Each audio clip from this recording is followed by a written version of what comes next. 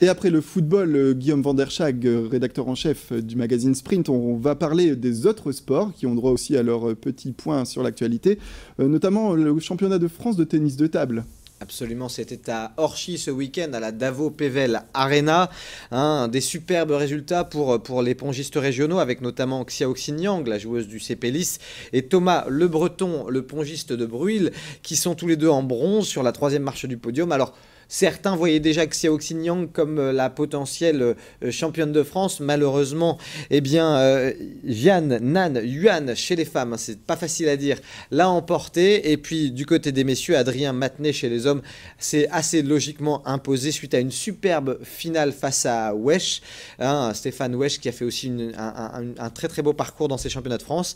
On soulignera aussi qu'il y a eu beaucoup de public à Orchies, la preuve que la PVL Arena d'Orchies peut aussi accueillir autre chose que du basket. C'était vraiment un bel événement. On va féliciter du coup Eric Martel et toutes ses équipes au niveau de l'organisation. On va peut-être passer aussi à Fleur-Blé.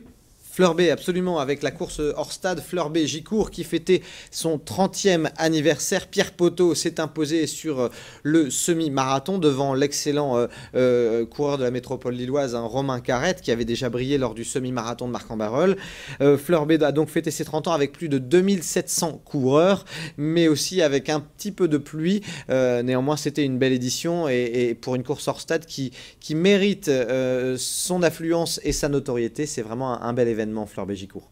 Et puis on en est où, point de vue basket, le SBVA, je crois qu'il y a quelques actualités. Absolument, il y a une page dense au niveau du basket, à commencer par les Villeneuvoises qui ont battu ce week-end Angers 74-38, de quoi se consoler de la défaite en match aller de l'Eurocup, une défaite du côté des autres clubs féminins, une défaite d'Arras, de Saint-Amand et de Calais, mais du côté de l'USBVA, cette victoire a fait du bien, a peut-être même donné confiance avant le match de jeudi, le match retour en demi-finale d'Eurocup. Et puis aussi un petit mot de Pro A chez les messieurs, avec le BCM et Boulogne qui se sont tous les deux imposés ce week-end respectivement contre Le Havre et contre Dijon. À noter que les Boulonnais, à force de réussir quelques belles victoires comme ça, vont peut-être finir par réussir à se maintenir en Pro A, l'élite du basket français. Et puis un mot de Pro B pour dire que le LMB s'est imposé face à Denain dans le derby du Nord.